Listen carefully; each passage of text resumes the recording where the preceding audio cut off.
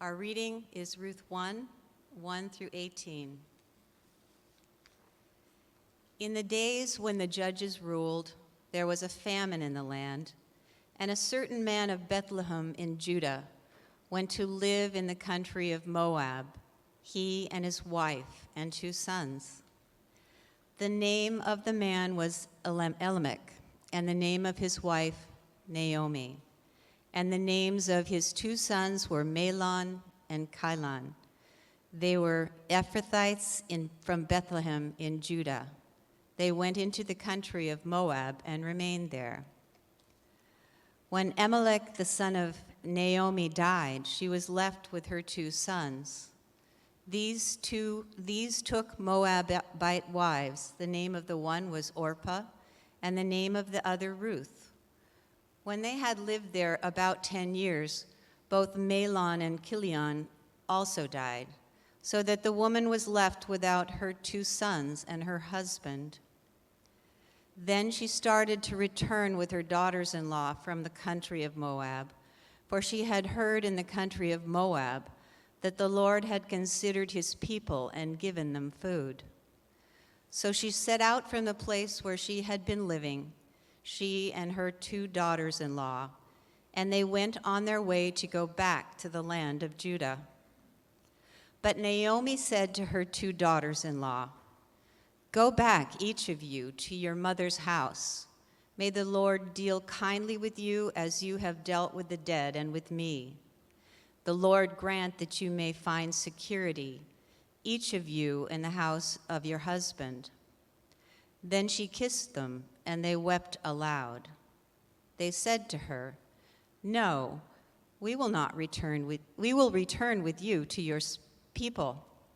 But Naomi said, "Turn back, my daughters.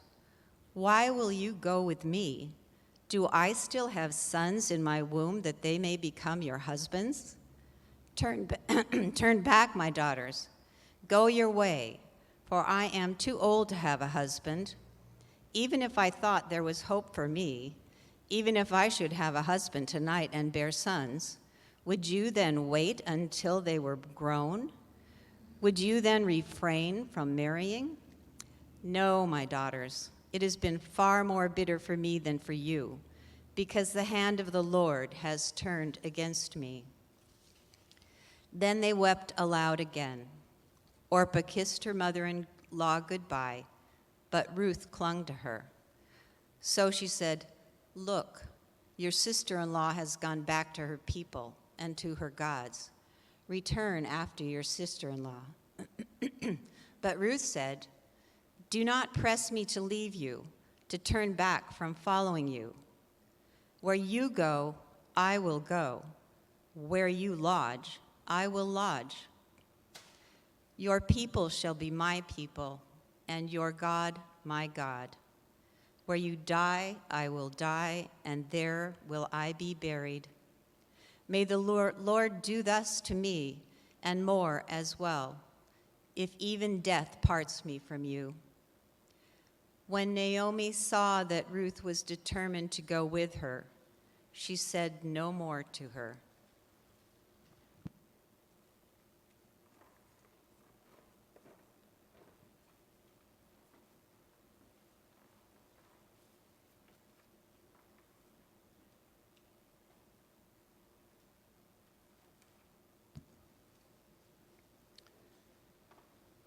My brother-in-law's family emigrated to the United States in the 1970s. They left Vietnam in the wake of a war. Some left by plane, some by boat. Some had an easier journey than others. That's why I listened to the story of a Vietnamese immigrant with a heightened sense of interest a few years ago. Perhaps you heard NPR's correspondent Michael Sullivan report from Da Nang, Vietnam. He covered the homecoming of H.B. Lee, commander of the U.S. Navy, or commander in the U.S. Navy, as he brought his ship and crew to port. Lee returned to Vietnam the same way he left, by ship. On April 30th, 1975, then 5-year-old Lee and 400 other refugees crammed into a small boat and set sail in an attempt to escape the violence. They were dangerously low on fuel and fresh water when they were rescued at sea by a U.S. naval ship. Lee and his family made it to the United States and eventually settled in Virginia. As his position suggests, Lee attended and graduated from the Naval Academy. At the age of 39, he returned to Vietnam as the commanding officer of the USS Lawson. Lee was welcomed home with open arms by members of his extended family, most of whom remained in Vietnam after the war. During his visit, Lee learned a great deal about his family tree. Not only had he followed in his father's footsteps by serving in the Navy, for his dad served as a South Vietnamese naval officer, but he followed in the footsteps of his great-great-great-great-grandfather as well. Lee's distant relative served as an admiral under Emperor Nguyen's rule. It was a startling and welcome discovery, one that must have sparked Lee's curiosity about other unknown family members. Now, this story and unexpected discovery led me to think about the many genealogical lists found within various books of the Bible. Most of us, if we will admit it, skip right over these verses when we encounter them. You know the ones I mean. So-and-so begat so-and-so, who begat so-and-so. These lists can be long, tedious entries with obscure and difficult names. Today, however, I'd like us to examine one family tree as reported in the Gospel according to Matthew. Now, I knew better than to ask our liturgist, Dee, to read this one aloud as well. So I'll give you a taste. Chapter 1, verse 1 of Matthew reads, "An account of the genealogy of Jesus the Messiah, the son of David, the son of Abraham." The author continues, "Abraham was the father of Isaac, and Isaac the father of Jacob, and Jacob the father of Judah and his brothers, and Judah the father of Perez and Zerah by Tamar, and Perez the father of Hezron, and Hezron the father of Aram, and Aram the father of Amminadab, and Amminadab the father of Nahshon, and Nahshon the father of Salmon, and Salmon the father of Boaz by Rahab, and Boaz the father of Obed by Ruth, and Obed the father of Jesse, and Jesse the father of King David." This list goes on for 10 more verses. In all, 42 generations are named from the child of our matriarch Sarah to the child of Mary, who was known as the favored one of God. The author of this gospel links Jesus with many of the great ancestors of our faith. Of course, we notice that many more are left unnamed. Most of the women who gave birth to these children are absent. However, if you review this list in its entirety, you will find several women specifically named: Tamar, Rahab, Uriah, Ruth, and Mary. All have interesting and important stories of their own. They are recognized as saints in their own rights, each playing a vital role in God's plan for the Hebrew people. This morning, we heard part of the exceptional tale of Ruth. It is a beautiful story of chesed, the Hebrew word for loyalty or faithfulness arising from commitment. Unfortunately for Naomi, it was her great misfortune that made Ruth's dedication so noteworthy. While in the foreign land of Moab, Naomi's husband and 2 sons died. She was left alone with her daughters-in-law, who no longer had any obligation to remain by her side. Orpah and Ruth obviously loved Naomi as their own mother. They kissed her, they wept with her, and they promised to stand by her side.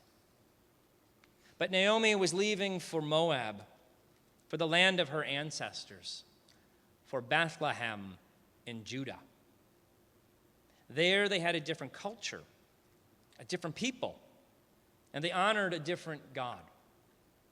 If they accompanied her, Orpah and Ruth, both native Moabites, would live as foreigners in a foreign land. Not willing to make that change, Orpah bowed out and kissed her mother-in-law goodbye.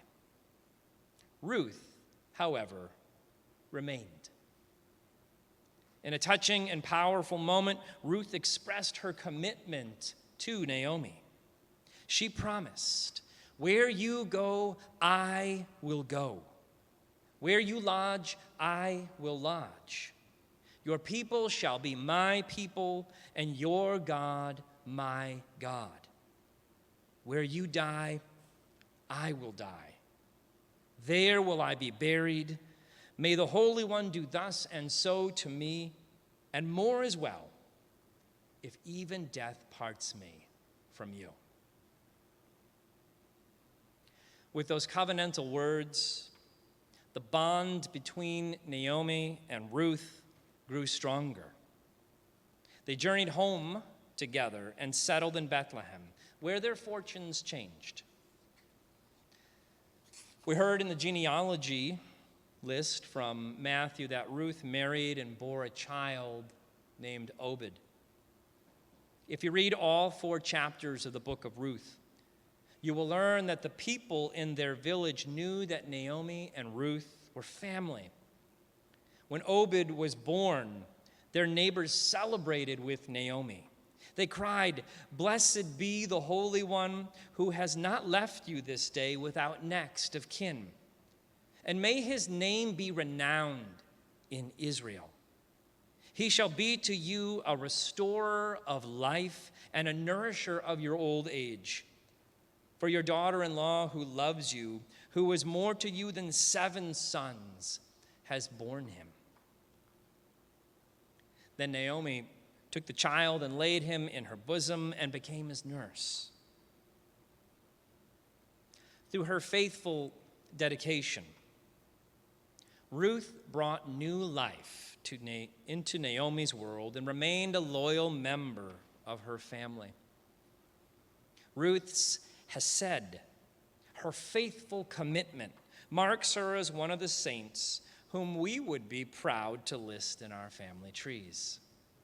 She proves to us that those who demonstrate a loyal heart and a determined spirit may stand as an example for generations to come.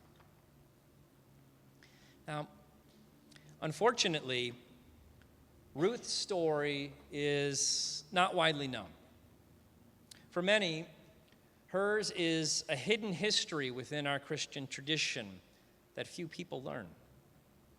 We lift up Abraham, Moses, David, and Jesus, as we should. But we may easily forget the others. Too often we focus on the few whom we have made famous at the expense of those whose lives were just as meaningful, important, and inspiring.